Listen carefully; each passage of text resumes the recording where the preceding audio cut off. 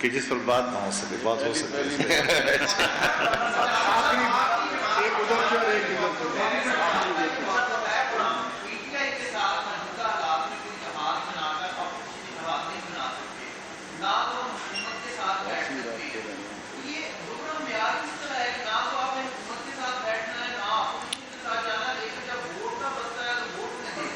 خیر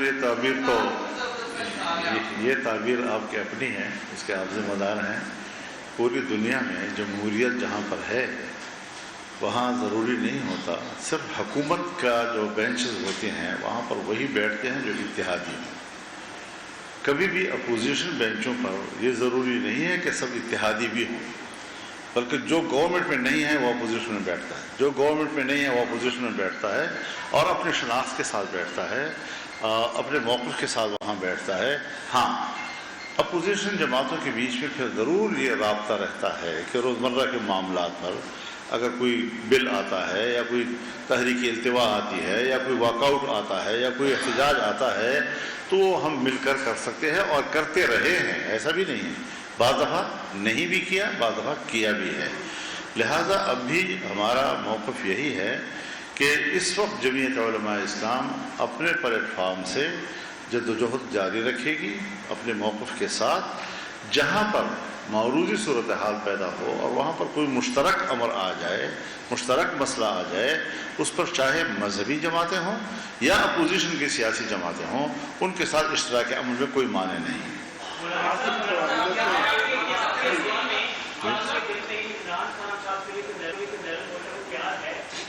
کیا چیز؟ میں بڑی وضاحت کے ساتھ کہہ دوں. دیکھیے آپ ایک تو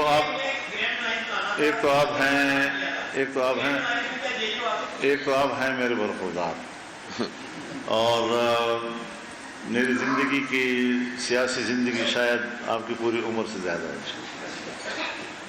تو میں انتہا پسندانہ اور شدت پسندانہ سیاست والا نہیں ہوں.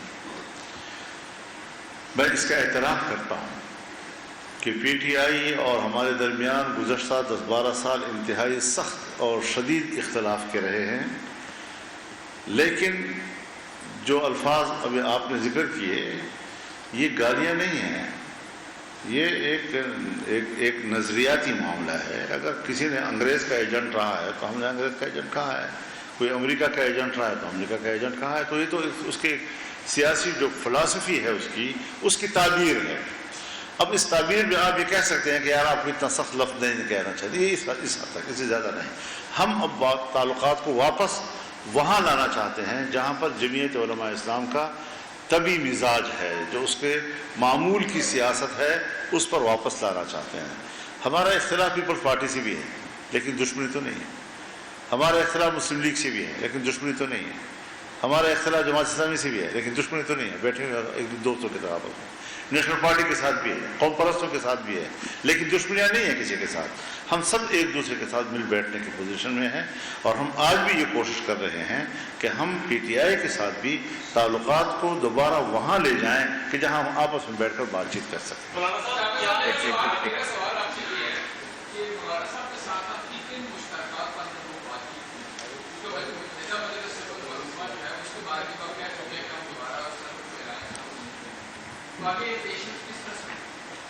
میرا خیال ہے بہت واضح بات ہے. سب سے بڑا مسئلہ تو اس وقت پوری امت کا اور انسانیت کا فلسطین ہے، غزہ ہے، اور امریکہ اور اسرائیل کی جو اس وقت ظلم ہے. اسرائیل جو کچھ کر رہا ہے وہ امریکی سرپرستی میں کر رہا ہے، اور اس پر ہمارا بالکل مکمل اتفاق بھی ہے. اور ہم یہ چاہتے ہیں کہ پاکستان میں تمام سیاسی جماعتیں اس حوالے سے اپنے موقف کو بھی واضح کریں اور مظلوموں کے ساتھ کھڑے ہوں اور ظالموں کی مذمت کریں، چاہے وہ امریکہ ہو یا اسرائیل ہو. دوسری بات یہ ہے کہ ملک میں آئین اور جمہوریت کو پریویل کرنا چاہیے، بالادستی اس کی سب کو قبول کرنی چاہیے، اور تمام جتنے بھی ادارے ہیں، چاہے آئینی ہوں، چاہے پاکستان کے اور دیگر ادارے ہوں، ان سب کو، یا جتنے بھی ریاست کے ستون ہیں، ان سب کو اپنی اپنی آئینی حدود میں کام کرنا چاہیے. اس پر ہمارا ہی نہیں، ہمارے آئین کا بھی اتفاق ہے. اسی طرح سے جو اور بہت ساری چیزیں زیر بحث اس وقت آئی ہیں جو عمومی نوعیت کی ہیں، مہنگائی ہے، حکومت کچھ بھی بات کرتی رہے، لیکن ایک عام آدمی کو اس وقت مہنگا کھانا ملتا ہے، مہنگی چیزیں ملتی ہیں، مہنگے کپڑے ملتے ہیں، گروسری اسٹور پہ تو مہنگائی موجود ہے، حکومت کے اعداد و شمار میں نہیں ہے. تو ہم یہ سمجھتے ہیں کہ ان تمام امور پر بھی لوگوں کو حق اور انصاف ملنا چاہیے. تو ان تمام چیزوں پر ہمارا الحمدللہ اتفاق ہے.